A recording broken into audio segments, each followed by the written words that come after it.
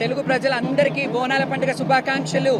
శ్రీ ఉజ్జయిని మహంకాళి అమ్మవారి వైభవోపేతమైన ముఖ్య ఘట్టమైన బోనాల పండుగ ఈరోజు జరిగింది. చాలా చాలా చాలా చాలా సంతోషంగా ఉంది.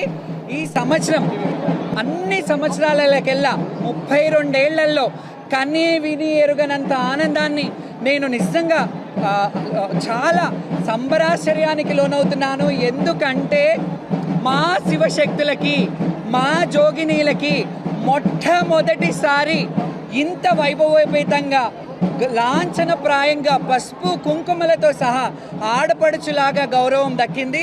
ఈ గౌరవానికి ప్రతి ఒక్కరు సహకరించిన మీడియా ప్రతినిధులందరికీ ధన్యవాదాలు. ముఖ్యంగా ఈరోజు నేను ధన్యవాదాలు తెలియజేసుకున్నది ఏంటంటే మా రాజు సీఎం గారు రేవంత్ రెడ్డి గారికి ప్రత్యేకమైన కృతజ్ఞతలు. ఎందుకు అంటున్నాను అంటే రాజు బాగుంటే రాజ్యం బాగుంటుంది.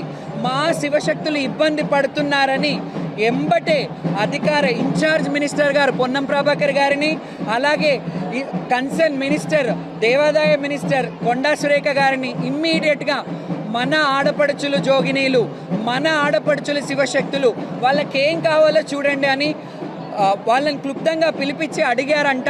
ఆ విషయం నాకు తెలిసింది. అందుకే చాలా ఆనందంగా ఉంది. అందుకే మన రాజు అంటున్నాను, ఎందుకంటే మనం ఈ తెలంగాణ గడ్డలో ఉన్నాం కాబట్టి. అండ్ ముఖ్యంగా ఈరోజు రష్మి పెరుమాళ్ గారు డీసీపీ గారికి పోలీసు వ్యవస్థని ఎంత అద్భుతంగా అంటే నిజంగా ఏ ఒక్కరికి కూడా చాలా ఇబ్బందులు అయ్యేది. కొందరు బోనాలు పడిపోయాయి, కొందరు ఇబ్బందులు అయ్యేది.